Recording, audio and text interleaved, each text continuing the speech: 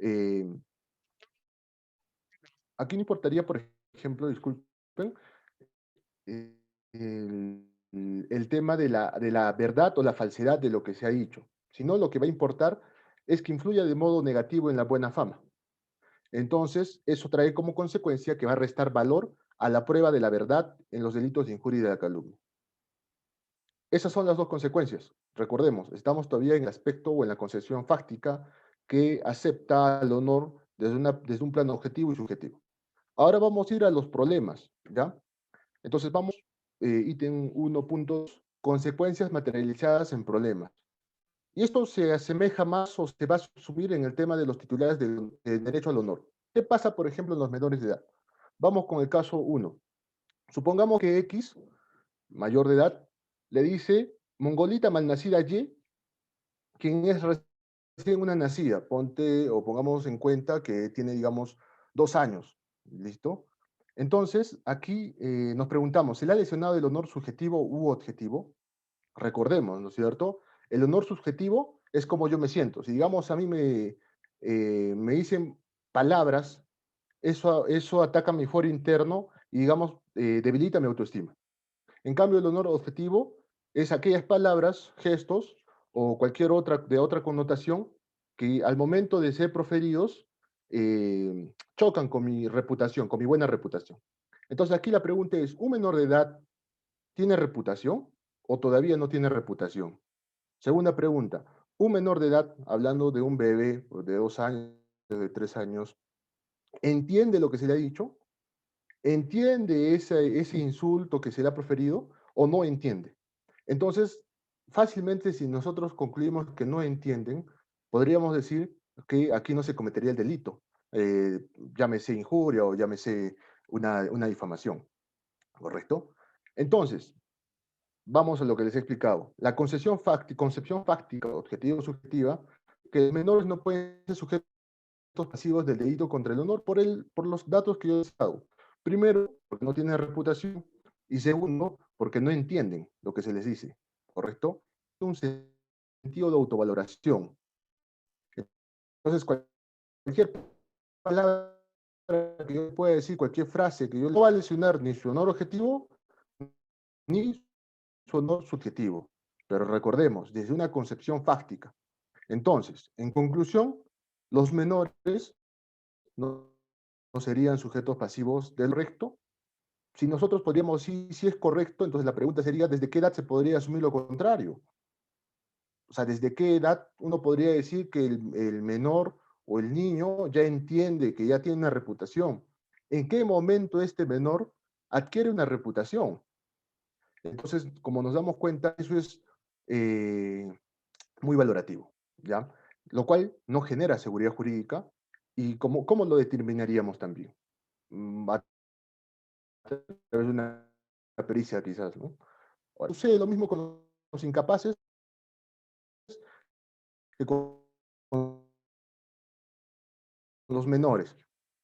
Ese Mayek tiene retardo mental. La variable puede ser ante varias personas, que podría ser, digamos, un plano para una difamación, o de forma directa, que podría ser un plano para una injuria. Entonces, la misma pregunta, ¿no? A este sujeto, a este incapaz que tiene retardo mental, que quizá pueda tener un tema de reputación,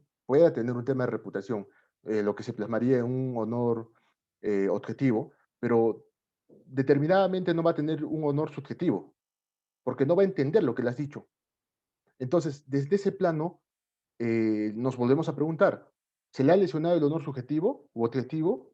¿Qué pasa en estos casos? Y nuevamente desarrollamos. La concepción fáctica subjetiva objetiva nos dice que los incapaces no están en condiciones de apreciar la ofensa, no nos entienden la ofensa. Entonces, por conclusión, tampoco podrían ser considerados sujetos pasivos.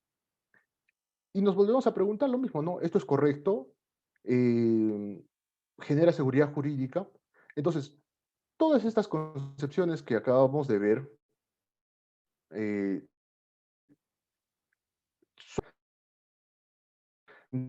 asumir que el honor tiene dos categorías, objetivo y subjetivo, desde el aspecto fáctico, desde la concepción fáctica. Entonces, aquí me preguntarán, ¿cuál sería la solución? La doctrina que se posiciona en este sentido, ¿no? Y muchos también de los que están escuchando esto también se posicionarán en este sentido, lo cual es también respetable. Entonces, ante estos inconvenientes, surge o nace la concepción normativa del delito del honor. ¿Listo? Entonces dicen, el honor ya no está vinculado a la reputación, ya no está vinculado al tema de la autovaloración, sino el honor es una concepción vinculada a la dignidad. Ahora, entonces, el honor, si está vinculado a la dignidad, es un atributo de la personalidad del ser humano, lo cual respeta muy bien el principio kantiano, ¿correcto? En conclusión, a través de la perspectiva o del aspecto normativo, de la forma de cómo se entiende el honor, si decimos, por ejemplo, que la concepción de honor está vinculada a la dignidad, entonces no importará, para que, o de difamación, no importará, no interesará que se trate el sujeto pasivo de un menor de edad, se trate de un incapaz, entre otros, ¿correcto? Como lo he dicho más antes, nosotros asumimos el aspecto fáctico, vamos a caer en esos dos errores que ya les he comentado. Entonces, me preguntarán, pero ¿qué pasa entonces, en todo caso, con la fama y con el autoestima? Y la doctrina nos responde lo siguiente.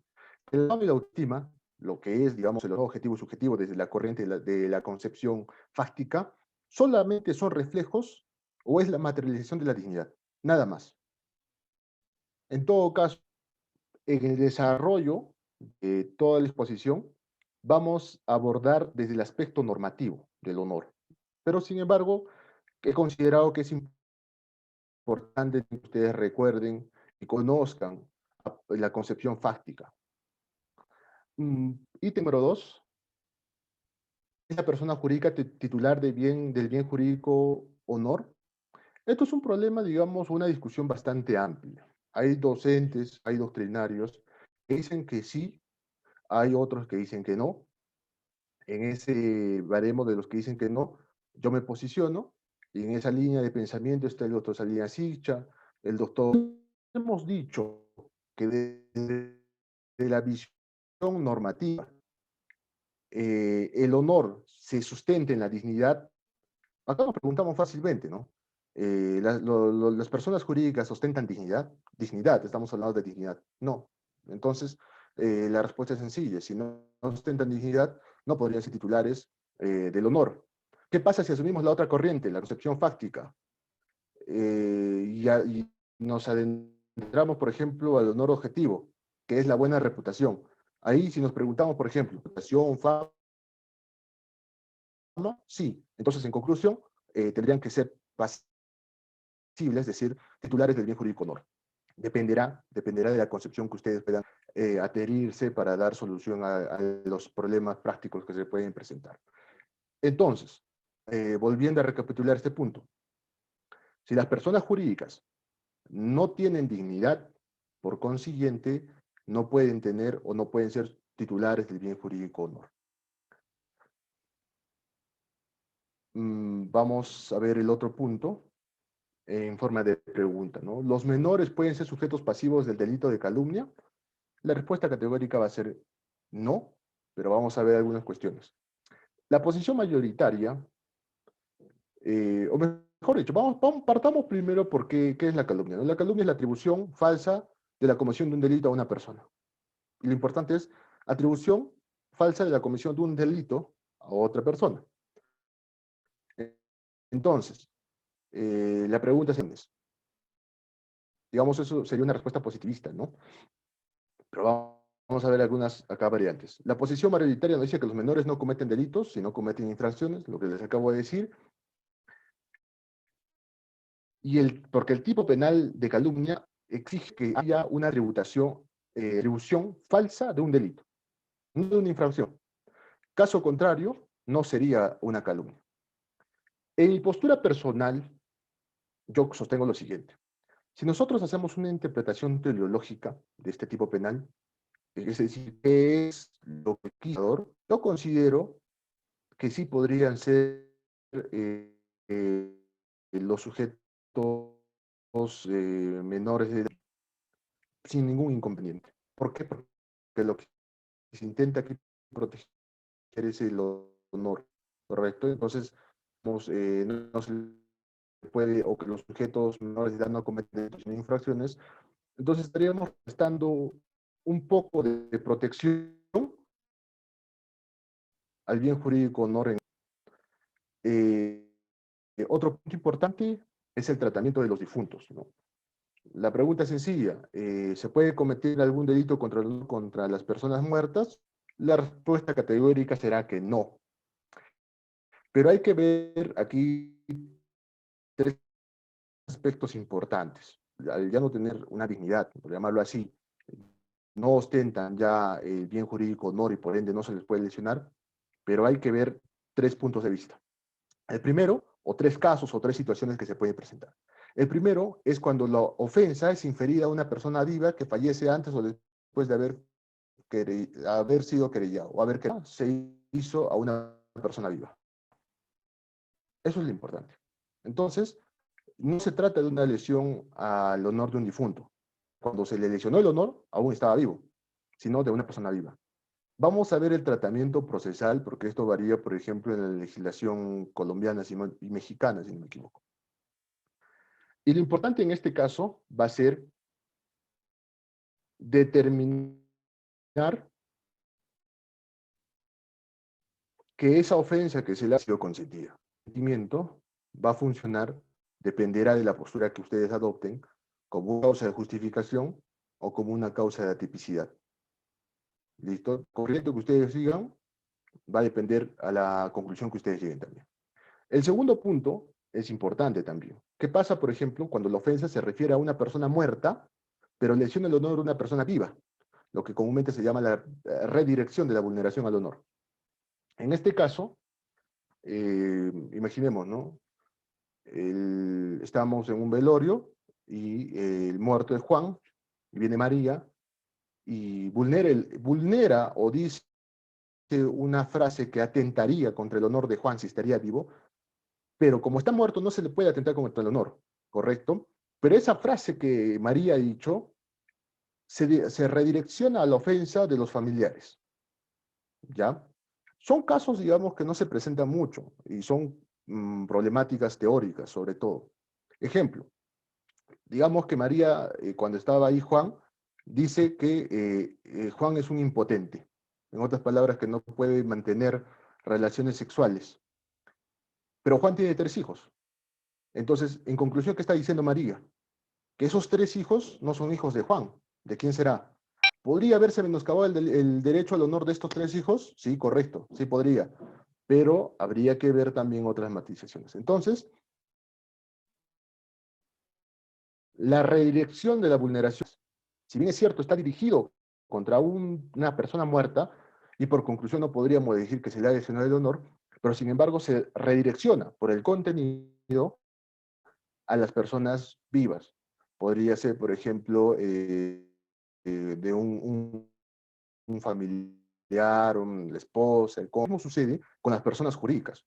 Habíamos dicho antes que las personas jurídicas no ostentan, desde mi punto de vista y el punto de vista que sostienen varios tratadistas peruanos y extranjeros, que las personas jurídicas no ostentan este bien jurídico honor. ¿Por qué? Porque el honor, desde el punto normativo, se basa en la dignidad, ¿correcto? Pero sin embargo, sí podría haber una redirección. Ejemplo, supongamos que hay una empresa X en la cual un sujeto dice que por medio de esa empresa se está cometiendo delitos, por ejemplo, de lavado de activos. Si bien es cierto, con eso puede habérsele afectado la reputación de dicha empresa, lo cual no va a ser materia de discusión. Directamente, lo que ha dicho este sujeto es que quizá la cabeza que está ahí, la gerencia, está vinculada en eso, ¿correcto? Y podrían verse afectados. Entonces hay una redirección. Si bien es cierto, la vulneración está direccionada a la persona jurídica, pero si lo redireccionamos, puede afectar a terceros. Lo mismo sucede con los muertos, repito. Si bien es cierto, la ofensa puede estar redireccionada a un muerto, que en conclusión no se le afecta el derecho al honor porque ya no tiene dignidad en ese sentido, sin embargo, se puede redireccionar a las personas vivas. Otro caso es los supuestos donde las ofensas sí están dirigidas contra una persona muerta, contra un difunto en el sentido estricto. En todo caso, ahí, al no existir un fundamento de honor, es decir, no existe la dignidad, por ende no se podría cometer ni injuria, ni calumnia, ni difamación. Sin embargo, podría dar pie, viendo el caso, al delito de ofensas a la memoria de los muertos. Pero hay que ver el caso, ¿no? Hay que ver los fácticos. Ahora, vamos a platicar. Este es un tema bastante interesante, aunque un poco también descabellado, lo reconozco. No sé si ustedes ven o alguna vez han escuchado que usualmente cuando las personas diarias o antiguamente tendían a velarlos, todavía esa intención o ese pensamiento de que... Y si ustedes pueden googlear o pueden ver en YouTube, hay algunos casos, o sea, es cierto, ¿no? Un poco descabellado, tal vez un poco sacado de ciencia ficción, pero es cierto, ha habido casos. Entonces, esto varía mucho en nuestra concepción. ¿Qué pasa, por ejemplo? Vamos a poner un caso. ¿Qué pasa, por ejemplo, eh, si Juan muerto, ya lo están velando, María se acerca, realiza, eh, le atribuye conductas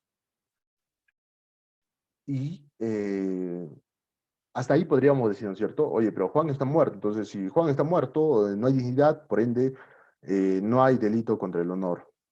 Pero ¿qué pasa si Juan, desde este punto de la medicina que trabaja un poco de este tema de los temas de infarto, al segundo día Juan reacciona, ¿no? Juan reacciona. En este caso, ¿cómo sería el tratamiento? Nos preguntamos. Es bastante discutido y bueno, vamos a verlo más adelante, ¿ya? Pero es bastante discutido, solo quédense con esa idea. Otro problema que surge, no solamente en el ordenamiento peruano, sino también en el ordenamiento alemán y español, es el honor, vamos a decirlo, en conflicto con el derecho a la información. Comúnmente, estos dos derechos están, y la libertad de información, están muy vinculados, que casi en todos los casos, sobre todo en el tema de los noticieros, de la prensa, colisionan, ¿ya?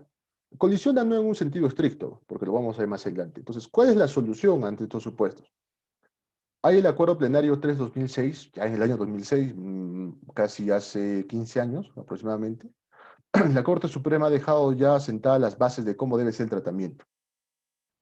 En aquellos casos donde el derecho al honor, digamos, está en contraposición o está en un versus con las libertades de información, opinión, expresión y difusión de pensamiento.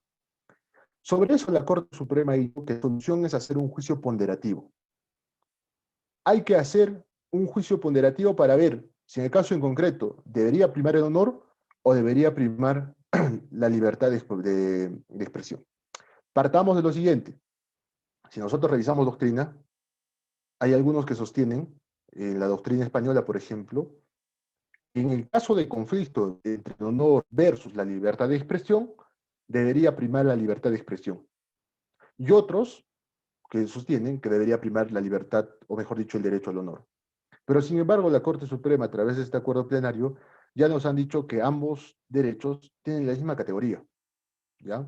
Tienen el mismo rango constitucional. O sea, no hay uno que pese más que otro. Tienen el mismo peso, absoluto. Y es por eso que hay este tema de confrontación.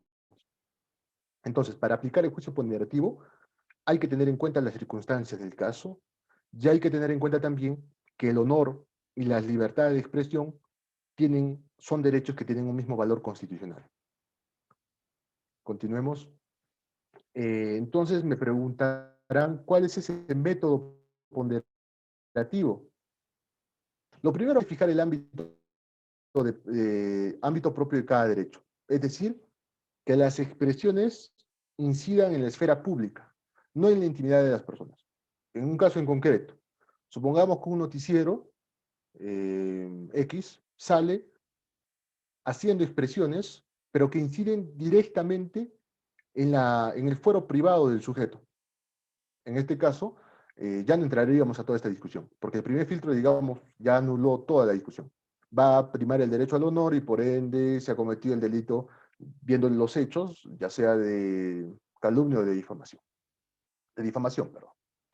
El segundo requisito va a ser verificar la concurrencia de los presupuestos formales y de la limitación. Es decir, que a través de lo que se manifiesta por medio de la prensa, no se tiene que ser o no tiene que tratarse de frases formalmente injuriosas. En otras palabras, no tiene que ser contenidos que lleven en sí insultos, agregado a la veracidad de lo proferido. Y hay que tener en cuenta lo siguiente, ¿eh? Cuando la Corte Suprema dice la veracidad de lo proferido, se está refiriendo no a que los hechos sean totalmente verídicos, sino a que por lo menos el sujeto que está dando la información haya dado o se haya dado el tiempo o el interés de comprobarlos. Porque puede suceder lo siguiente, ¿no? Puede suceder que yo como periodista doy X información, pero que yo he comprobado que era veraz, pero sin embargo luego me doy cuenta que me mintieron, que la fuente no era verídica. Entonces, en esos casos, no se podría decir de plano que se ha, que se ha vulnerado el derecho al honor. ¿Ya? No se podría decir eso.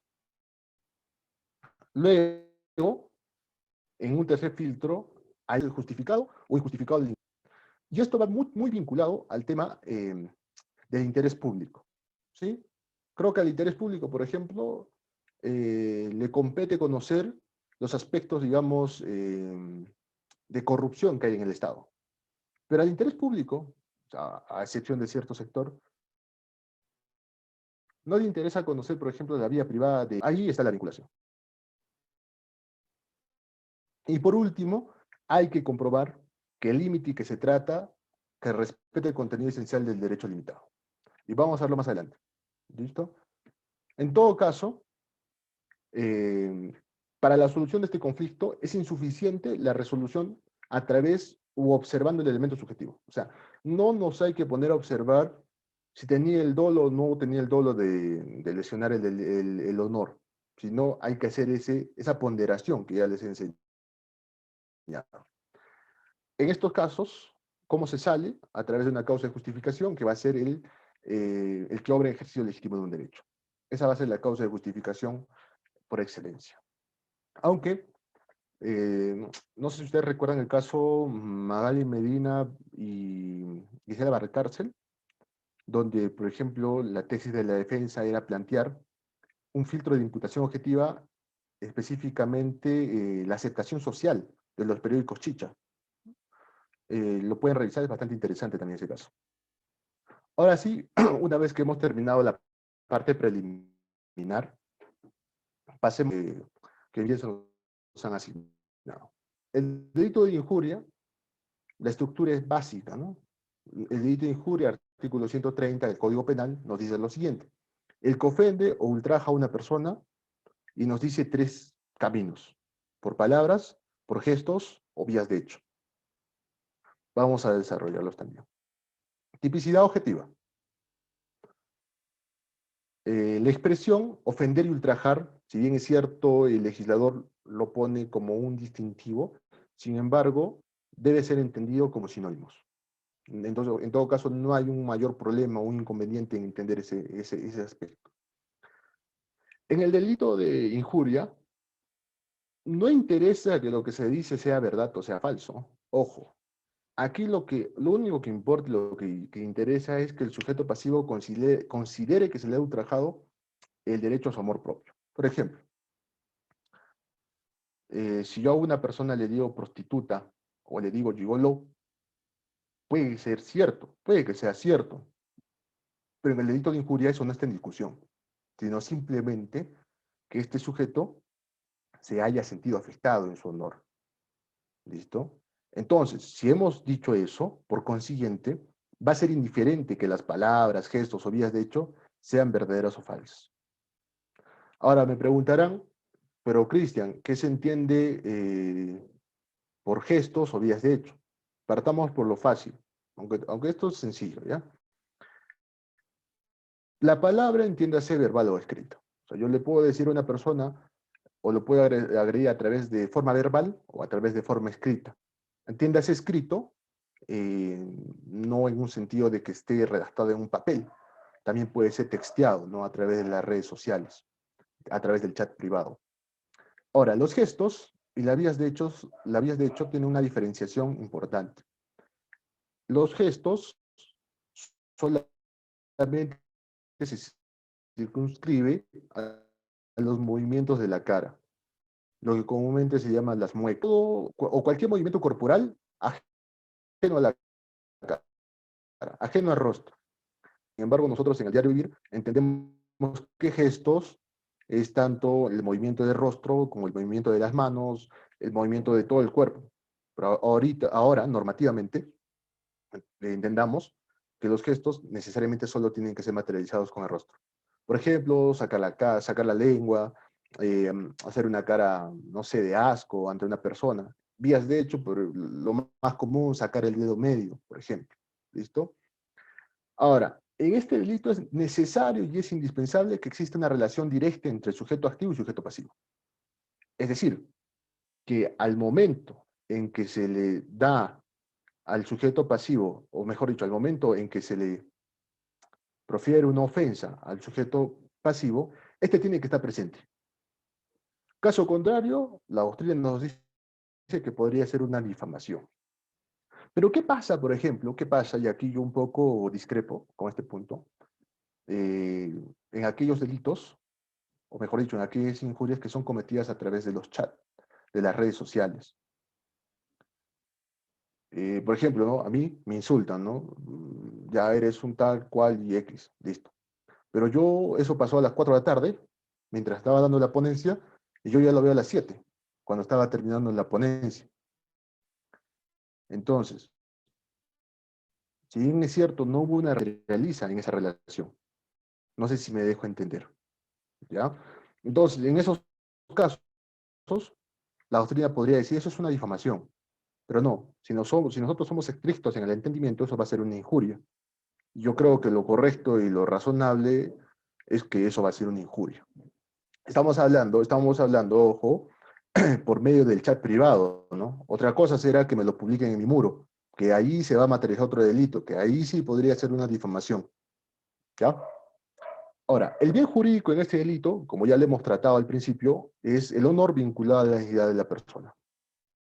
No es el honor desde la postura que yo sigo, tu estima o la buena reputación, sino es un honor vinculado a la dignidad de la persona. ¿Por qué? Porque, como ya lo hemos dicho, es lo más correcto para solucionar esos problemas, por ejemplo, en caso de los menores, en caso de los incapaces, en caso de las personas jurídicas. El sujeto activo, obviamente, se trata de un delito común, podrá ser cualquier persona, el que va a poder ser cualquier persona, con excepción de los muertos, acá había un error, he puesto puertos, y de las personas jurídicas. ¿Listo? Entonces, si nosotros nos quedamos con el aspecto o la concepción fáctica del honor, vamos a concluir que los niños y los incapaces no son sujetos pasivos. Pero si nosotros nos quedamos con la concepción normativa del honor, vamos a concluir que los niños y los incapaces sí son sujetos pasivos de los delitos de injuria. Y vamos a descartar a las personas jurídicas y a las personas que ya están muertas. ¿Cuándo se consuma este delito? Este delito se consuma específicamente en el momento en que el sujeto pasivo toma conocimiento, no con la mera exteriorización. ¿Y esto por qué es importante? Eh, y esto se va a materializar más en el tema de las redes sociales. La injuria tiene por cualidad que solamente hay un sujeto agresor y hay un sujeto agredido. No hay más. Entonces, imaginemos que yo tengo una amiga que se llama Sofía, yo estoy en mi cuarto encerrado y digo, Sofía es una prostituta. Allí todavía el delito no se ha consumado, porque Sofía quizás ni se entere, a menos que yo se lo diga en la cara, ¿no? Comúnmente, como se sucede. Pero mientras tanto, no. Y ese es el sentido por el cual la consumación va a ser en el momento en que el sujeto pasivo toma conocimiento. Porque si no toma conocimiento, en todo caso, no hay afectación al honor. Creo que eso es sumamente correcto y razonable. Eh, ¿Amerita una tentativa? Yo considero que no amerita una tentativa. Sin embargo, hay doctrinarios en los cuales ponen el siguiente ejemplo, ¿no? Supongamos que yo le escribo una carta a Rosa con insultos que constituyen el delito de injuria y envío. Algunos doctrinarios dicen, en ese lapso que todavía no le ha llegado a Rosa la carta, hay una tentativa. Yo no lo considero tan correcto. Entonces, desde mi punto de vista, y la doctrina también, un sector de la doctrina, sostiene que aquí la tentativa no es pasible de presentarse. Vamos al delito de calumnia.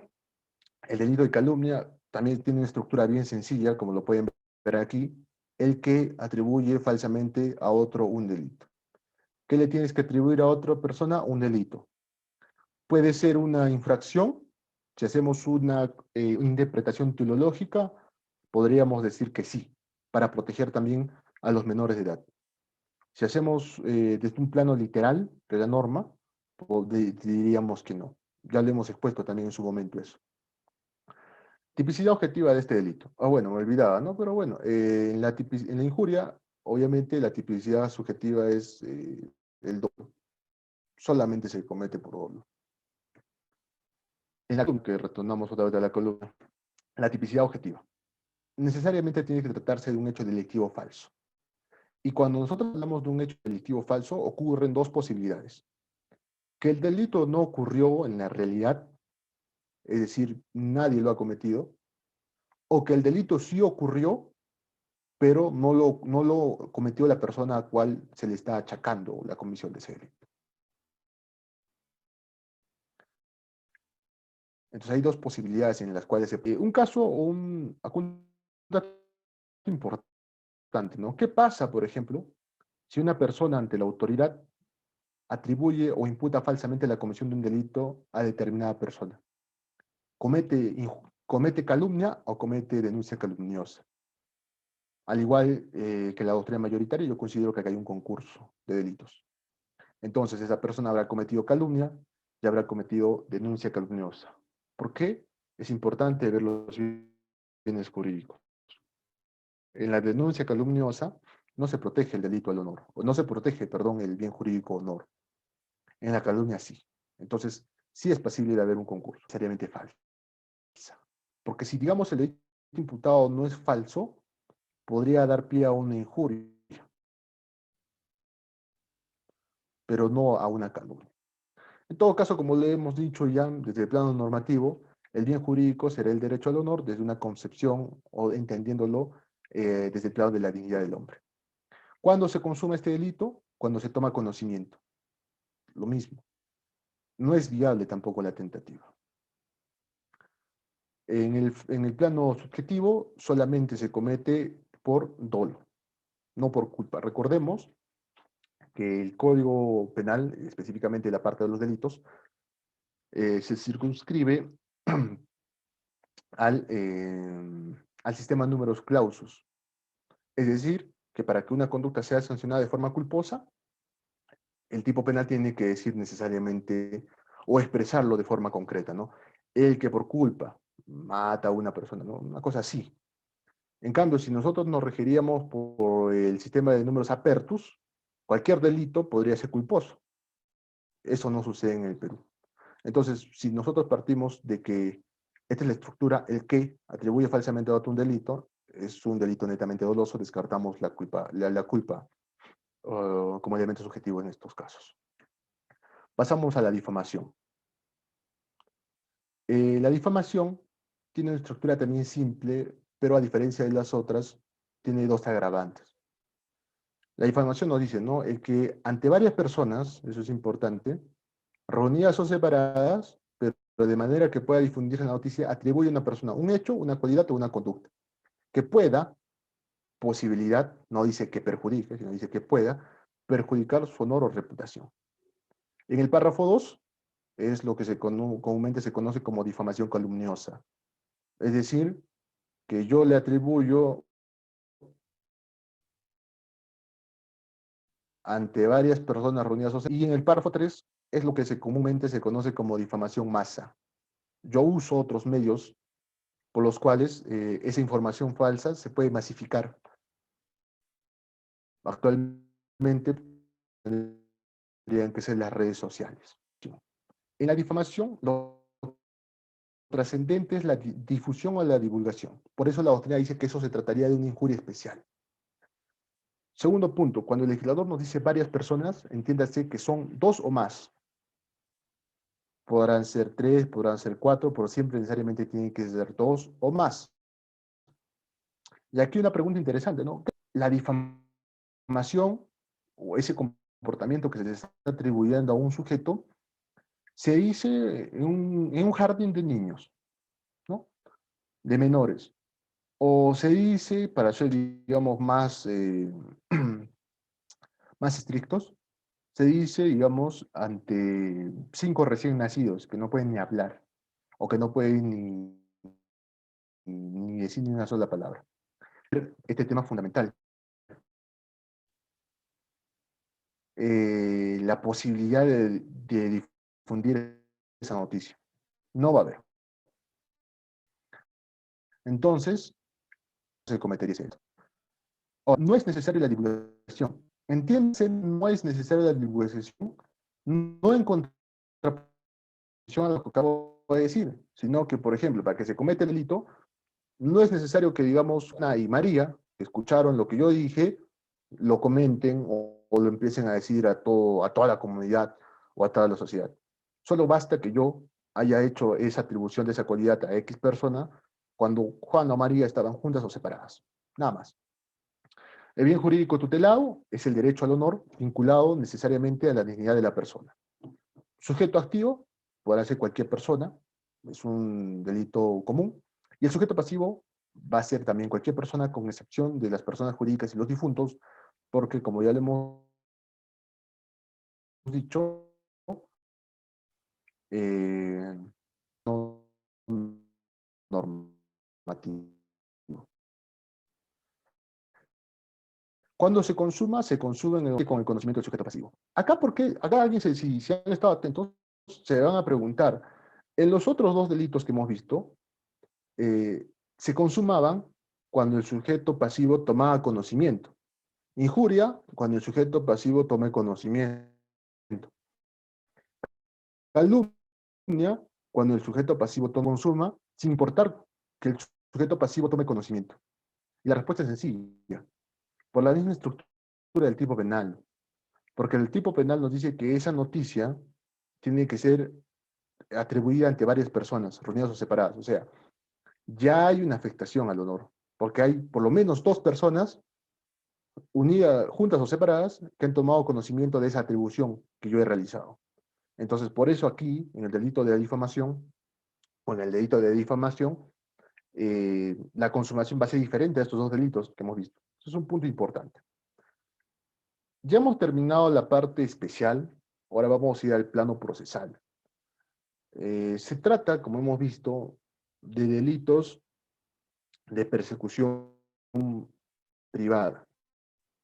Es decir, que si el sujeto interesado no querella, bueno, la conducta quedará en ese plano, ¿no? No tendrá ninguna repercusión en el ámbito jurídico.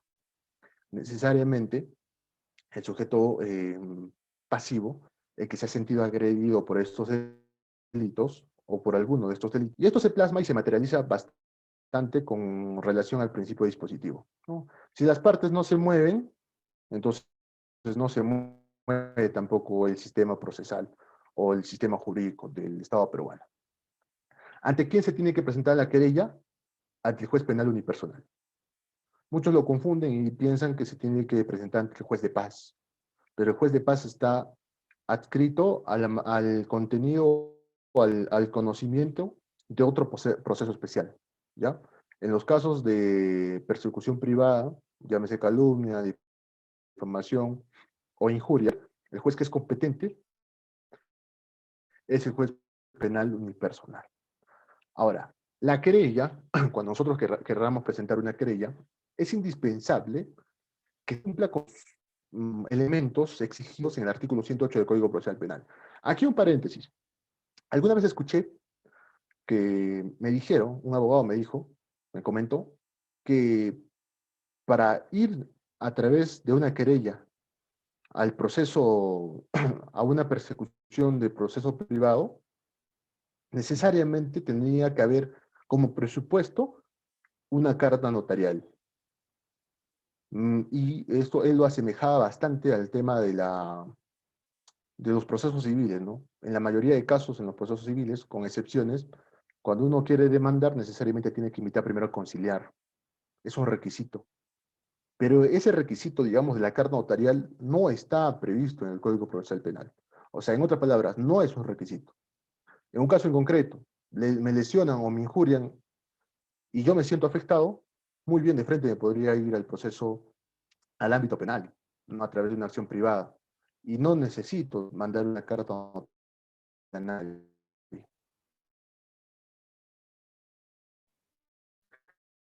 Ya. Cerramos el paréntesis. Entonces, uno, tiene que identificar al creyente o al representante de este.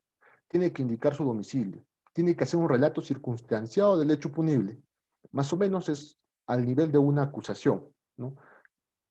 Para que lo entienda mejor, el sujeto que hace el papel de creyente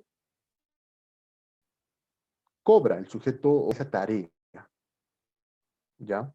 Tiene que hacer un relato circunstanciado, tiene que respetar la imputación, tiene que pedir su pretensión penal y civil, y obviamente tiene que justificar, y eso es importante, no solamente en estos procesos, sino en cualquier proceso, justificar la pretensión civil. Porque creo que nadie es mago para decir, ¿no? Por reparación civil, un caso común, 50.000 soles. Ya, pero la pregunta será, pues, pero ¿cómo llegaste a 50.000 soles, no? ¿Por qué no llegaste a 60.000 o por qué no llegaste a 10.000? Es un poco arbitrario. Entonces, por eso se tiene que justificar. ¿A través de qué? A través de los elementos o tomando mano de la responsabilidad extracontractual. Y tiene que hacer el ofrecimiento de medios probatorios. Nosotros no podemos ir a la guerra, por ejemplo, sin armas, porque vamos a ir a perder, nos van a matar. Esos son los medios probatorios. Tiene que tener sus medios probatorios para que pueda ganar en la querella que está planteando. Importante, el escrito de la querella se tiene que acompañar con copias del mismo para cada querellado. Yo querello a 5 personas, entonces tendrá que ir mi querella en original, por llamarlo así, y 5 copias. ¿No? Porque se les tiene que notificar. Creo que eso es algo común y razonable. Continuidad de sector procesal. ¿Qué pasa, por ejemplo, si la querella que me ha presentado el cliente no es clara o es incompleta? Entonces, en esos casos, el juez lo que va a hacer es dar 3 días para aclarar o subsanar la omisión. Repito, si mi querella, por ejemplo, cuando yo la presenté, no es clara ni está o está incompleta, el juez, haciendo su control de admisibilidad, me da 3 días para que yo pueda aclarar o subsanar esa omisión. Recalquemos esta parte. Dice, aclarar o subsanar esta omisión. ¿Qué pasa, por ejemplo, si cuando a mí me devuelven mi querella, porque no fue clara, por ejemplo, me doy cuenta que aquí faltan narrar fácticos, pero el juez no me ha pedido que aclare, digamos, ese aspecto, ni que subsane esa omisión. Podría hacerlo, podría agregar más hechos, si me doy cuenta que no puse los que necesitaba. Y yo también creo que no, porque como en el ámbito procesal hay que tener en cuenta que hay que ser muy diligentes. Hay oportunidades que si se pierden, fenecieron a través del principio de preclusión. Entonces, ahora, hay una posibilidad de que el juez pueda rechazar de plano la querella. En un primer supuesto habíamos dicho que el juez te devuelve tu querella y te dice tienes 3 días para que aclares o completes lo que te falta. Pero hay otro caso donde el juez va a declarar de plano la querella, no la va a admitir de plano. Eso va a pasar en 3 supuestos. Cuando se manifieste que el hecho no constituye delito, por ejemplo, supongamos que a mí me dicen rojo, que muy bien se podría atribuirse a una persona que está ligada al terrorismo, pero en otro caso me dicen morado o me dicen verde. Entonces, no tiene nada que ver. No tiene nada que ver. Entonces, no tiene un contenido, digamos, injuriante. Entonces, en ese caso, por ejemplo, el juez lo puede desechar de plano. Otro, cuando, por ejemplo, la acción haya prescrito. Es importante ver el tema de la prescripción, sobre todo en estos delitos, porque la prescripción es corta, ¿ya? Y tercero, cuando el juez se dé cuenta que, si bien es cierto, se ha cometido un delito, pero esto no es de persecución privada, sino es de persecución pública, le compete al Ministerio Público. Ahí también te lo va a rechazar. Puede suceder, por ejemplo, que el juez determine que se tiene que hacer una investigación preliminar. ¿Y cuándo va a determinar que se tiene que hacer una investigación preliminar? Solamente en dos supuestos.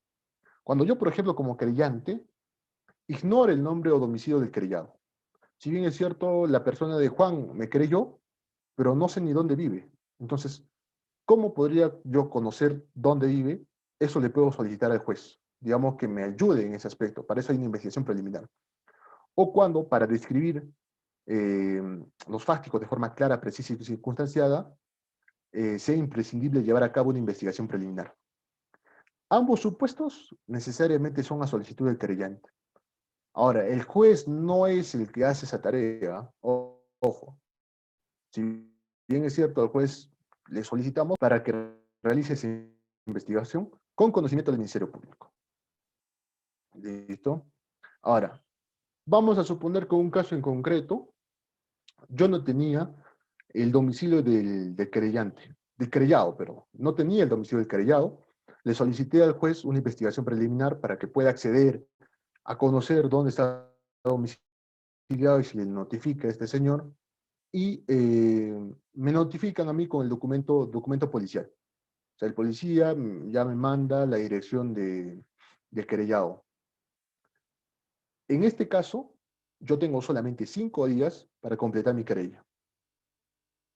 Hay que tener en cuenta eso. Hay un plazo. Solamente tengo 5 días para completar mi querella. No hay que confundir con lo siguiente. Aquí también se confunde. Estamos regresando a la diapositiva anterior. Cuando mi querella no es clara o es incompleta, el juez me lo devuelve y me dice, acláralo o complétalo. Y para eso me da 3 días. Pero cuando yo solicito una investigación preliminar y hay un resultado ya de esa investigación preliminar, yo tengo 5 días para completar mi querella. ¿Ya? Esa diferenciación es importante por el tema de los plazos. El auto de situación o juicio a audiencia. Admitida ya la querella, cuando se cumplen los requisitos del artículo 108, como en todos los casos, se tiene que poner el conocimiento de la contraparte. Se corre traslado. En este caso, el querellado va a tener un plazo de 5 días para hacer dos cosas. Repito, una vez que mi querella ha sido admitida, pase el control de admisibilidad, esta mi querella se le notificará al querellado. Y el querellado va a tener solamente 5 días para contestar o para ofrecer sus pruebas. Vencido el plazo, es decir, al día 6, con o sin la contestación del querellado, se va a dictar el auto de citación a juicio. Y la audiencia, el Código Procesal Penal nos dice que debe celebrarse en un plazo no menor de 10 ni mayor de 30 días. Ya estamos ahora en la audiencia. Vamos a suponer que la audiencia se va a celebrar en el día 28. Ya estamos ya instalada la audiencia. Acá algo importante, se va a instar a las partes a que lleguen a una conciliación, a un acuerdo. ¿Qué pasa si yo no quiero conciliar? Simplemente la audiencia continúa.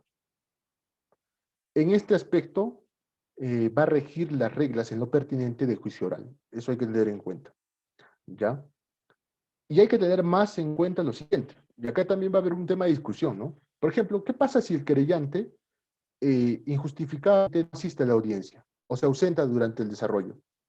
El Código Procesal Penal nos dice que en esos casos, cuando no asista o cuando se ausente injustificadamente, se sobreseerá la causa.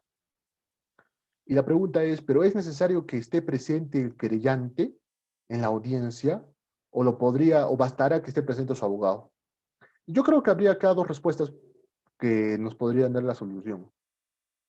En una respuesta, la respuesta será sí. En una de las ocasiones la respuesta será sí. Es necesario. ¿Por qué? Porque si nos damos cuenta en el punto tercero que estamos viendo en la diapositiva, el juez cuando instala la audiencia invita a considerar a las partes. Entonces, si no está el creyente, no podría darse esa conciliación. Pero ¿qué pasa, por ejemplo, si el abogado tiene esas facultades, tiene un poder donde él puede conciliar? En esos casos yo considero que no es necesario que el querellante ya esté presente.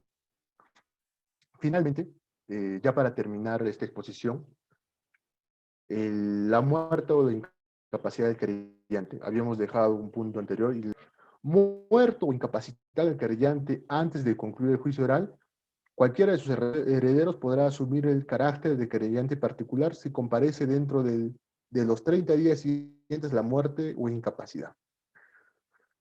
Pero démonos cuenta de lo siguiente. Aquí, la norma procesal puede ser supuesto. ¿Qué pasa, Pedro? Si Juan inicia una querella, ¿no? Por medio de una injuria inicia un proceso inicia su proceso de acción, perdón, inicia su querella y durante el proceso fallece.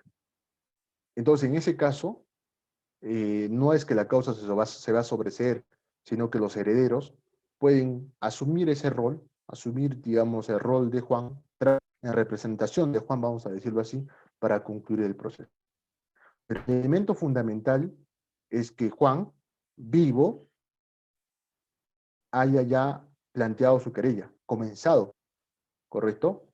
Eh, bueno, en todo caso, eso ha sido todo lo que hemos podido ver el día de hoy acerca de lo que es el delito de injuria, calumnia y difamación. Hemos visto el tema de la parte especial y hemos visto también la regulación procesal, que es indispensable que ustedes conozcan. Quedo a disposición de Edwin. Si hay algún tipo de pregunta, Edwin, te agradezco la invitación y bueno, te escucho. Sí, doctor, muy amable de su parte por habernos brindado sus conocimientos, ¿no? Muy interesantes, muy puntuales y sobre todo interesantes debido a que, como bien sabemos, doctor, los medios de comunicación, en este caso en nuestro Perú, pues, digamos, ha abusado, digamos, ¿no? En tratar de informar, ¿no? En tratar de vulnerar, digamos, el derecho al honor. Entonces, doctor, sí, justamente nos habían dejado unas preguntas con respecto, creo que un poquito más enfocado al delito de difamación, ¿no? Ya que comúnmente, pues, hemos visto el caso de la señora Magali, ¿no? También las vedés de aquel entonces, ¿no? El- el- entonces, doctor, una de las preguntas, digamos, a cuestionar sería, ¿cuáles son los límites para los medios de comunicación?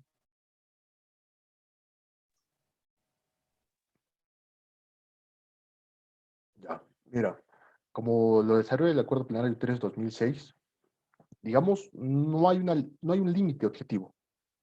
Ya hay que hacer un juicio de ponderación y el mismo Acuerdo Plenario reconoce que ese juicio de ponderación se tiene que hacer caso por caso, pero eh, dentro del tema de la ponderación, que ese agravio al honor esté dirigido necesariamente a un interés público, ¿ya? Y esté dirigido necesariamente a un aspecto público de este sujeto. Si está dirigido, por ejemplo, a un aspecto íntimo, no sé si es infiel, más obviamente atribuciones de otros calificativos, en todo caso, en ese aspecto sí podría darse el delito de difamación. Pero hay que tener en cuenta también lo siguiente. Tú te estarás preguntando y las personas que nos escuchan nos estarán preguntando. Entonces, en la mayoría de casos, es habitual que todos los días se materialicen difamaciones. Sí, es correcto. Pero como ya lo hemos dicho, el consentimiento juega un papel importante. Porque yo me puedo haber sentido afectado, pero bueno, tal vez pierda más tiempo yendo a hacer una querella, todo un proceso, y lo dejo así. Y eso sucede comúnmente, no solamente en el plano de la prensa, sino comúnmente entre los particulares. Usualmente la gente queda satisfecha con mandar una carta notarial y con las disculpas de la otra persona. Porque irse a un proceso de persecución privada creo que es un gasto también. Creo que Claro que Julio está levantando la sí, mano. Julio, justamente buenas tardes. le iba a dar pase digamos, al joven Julio Torres. A ver si nos plantea su pregunta, por favor.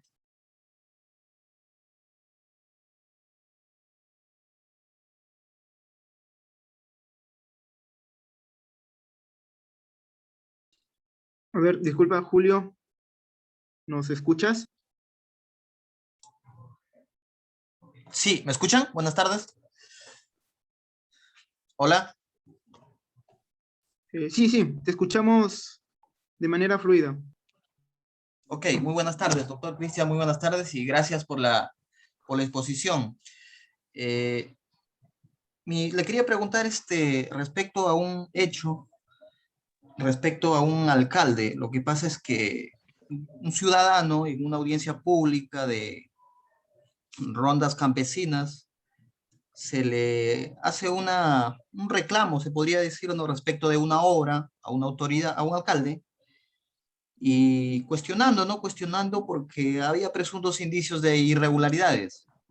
Y en la ejecución, obviamente, de la obra, ya que el monto que estaba destinado no había sido, en todo caso, ejecutado al 100% y el orden de prelación de los trabajos tampoco, pero este ciudadano simplemente reclamó, ¿no? Reclamó estos hechos y advirtiendo, ¿no? Que había presuntos hechos de irregularidad. Y esto llevó a que el señor alcalde interponga una querella por el delito de difamación, aluciendo que este ciudadano se le había imputado, ¿no? Un hecho que no había, una acción que no había cometido, ya que había mencionado que el ciudadano pues se refirió a que el dinero destinado él lo había destinado a su esfera personal.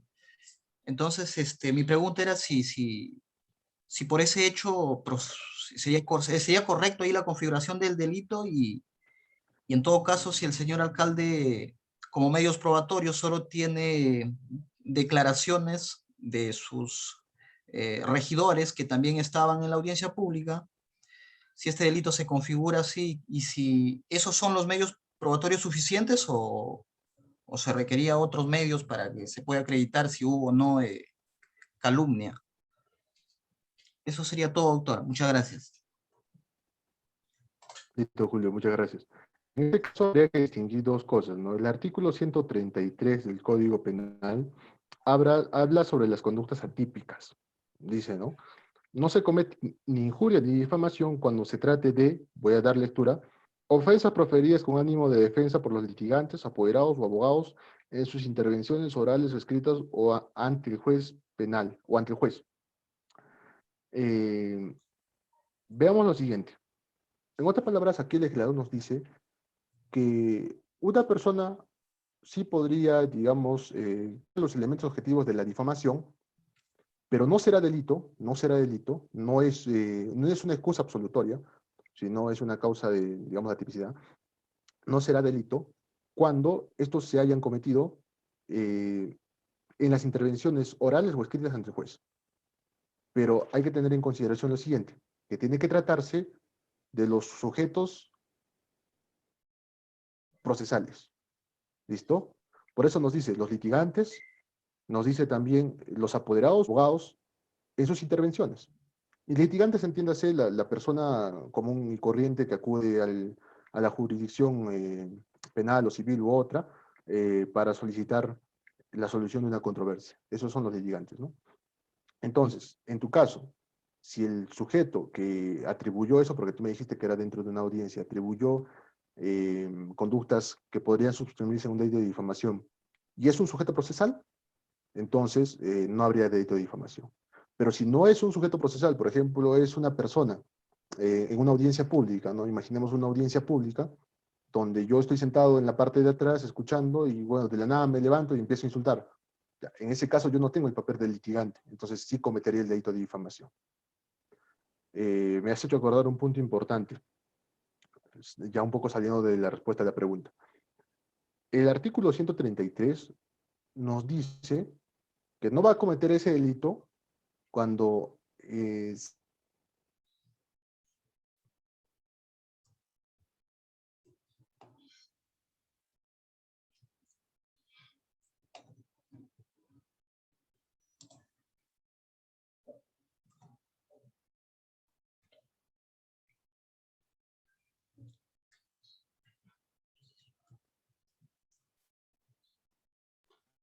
A ver, disculpen, creo que el doctor se le acaba de ir la señal. A ver, por favor, si lo esperamos para que pueda culminar con la respuesta que nos habías planteado, Julio.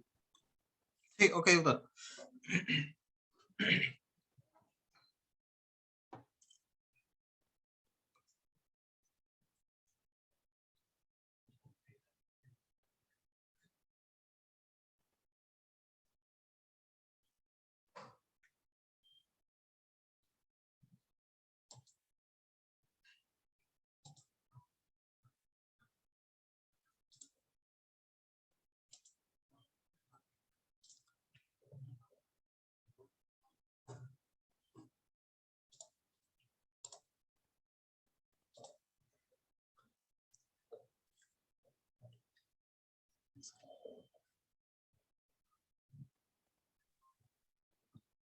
Sí, Edwin, ¿me escuchas?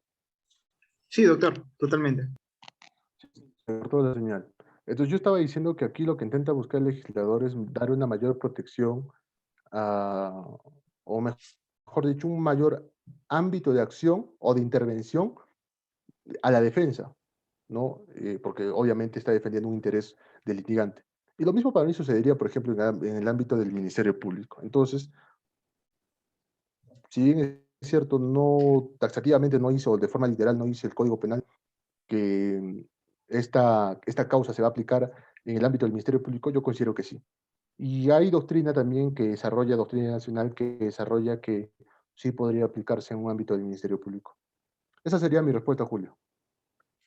Sí, doctor, muchas gracias. Edwin, no sé si tienes otra pregunta. Sí, doctor, justamente estaba revisando Facebook y nos acaban de plantear una pregunta el joven Abelino Caguantico, que nos dice lo siguiente. Doctor, buenas tardes, saludos desde Cusco. Mi pregunta es la siguiente. En delito de calumnia, in- iniciado el proceso, ¿es necesario resolución judicial o basta el archivo en investigación preliminar de un delito de violencia familiar? Gracias de antemano.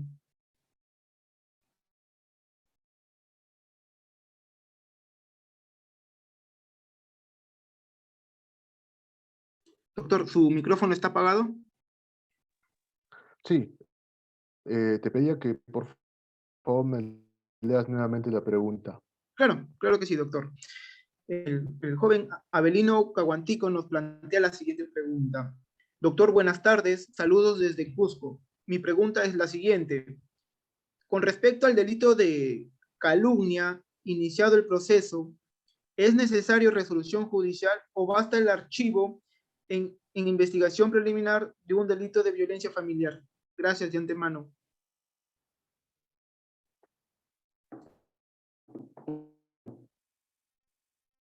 Ah, ya.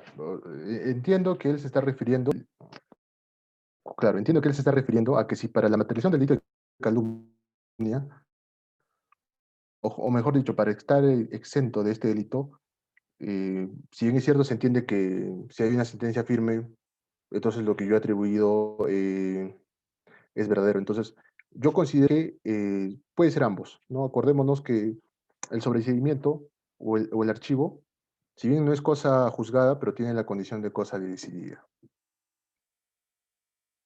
Eso sería, güey. No sé si me escucha porque está medio Sí, entrecortado. sí, doctor. Justamente, a ver, doctor, continuamos con la ronda de preguntas y gracias por su disposición de tiempo, doctor. Con respecto, dice, ¿el derecho de honor se puede considerar como un derecho absoluto? No, no. Y eso el acuerdo plenario también ya lo dice. El acuerdo plenario 3/2006 eh, dice que el derecho al honor no es un derecho absoluto, como la mayoría de derechos. Y es por eso que surge esa contraposición, ¿no? Entre el derecho que le hemos visto, entre el derecho al honor y el derecho a la libertad, a las libertades de expresión. Porque si diríamos que el derecho al honor sería absoluto, en todo caso, cuando hubiera este tipo de controversias, el derecho al honor siempre terminaría ganando. Y como hemos visto, hay casos en los cuales eh, la libertad de expresión surge como un supuesto de justificación, siempre y cuando pasemos el juicio de ponderación que también le hemos explicado. En conclusión, no es un derecho absoluto. Comprendo, doctor. Ya, doctor, digamos, pues para terminar ya digamos, esta clase virtual gratuita, tenemos las dos últimas preguntas que vendría a ser, ¿será cierto que el derecho penal es la vía adecuada para su tutela?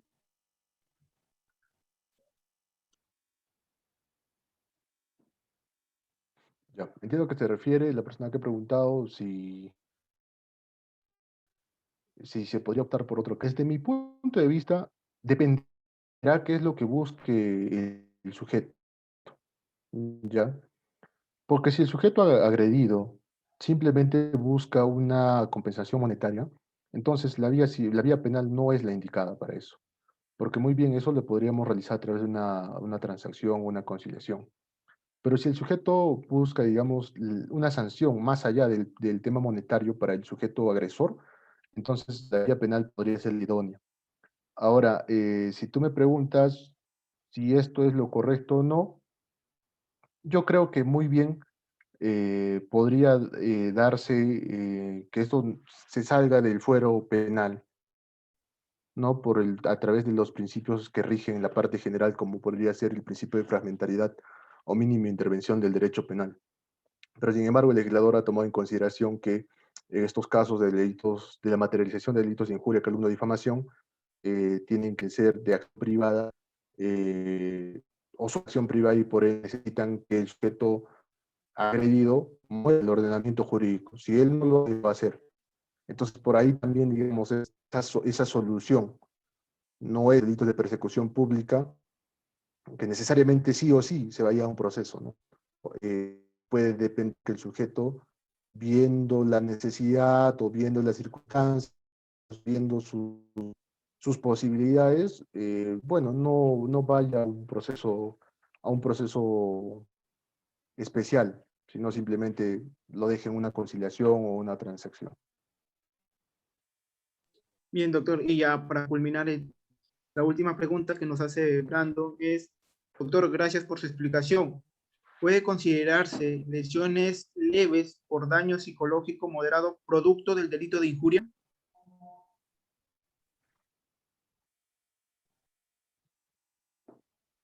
No te llevo a escuchar.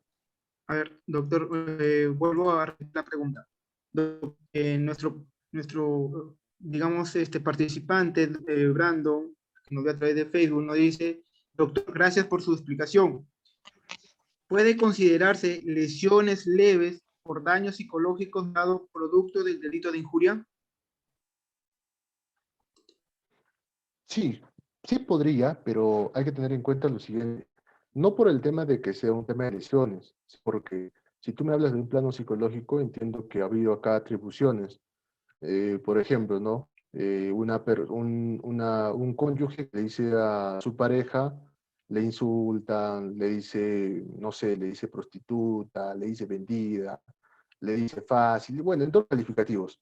Si bien es cierto, esas palabras han repercutido en su fuero psicológico y se ha materializado en un delito de lesiones, bien es cierto que palabras se han materializado en una afectación al honor.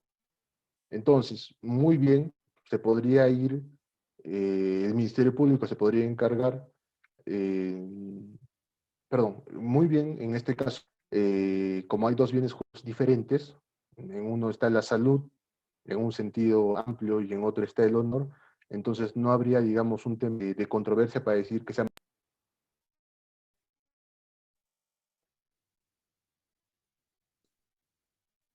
Sí, doctor. Bueno, doctor, hemos llegado ya a la parte final de esta ponencia totalmente interesante. De manera personal, reitero mi agradecimiento, doctor López Arana. Esperamos quizás nuevamente como invitado, ya sea para una clase o una entrevista.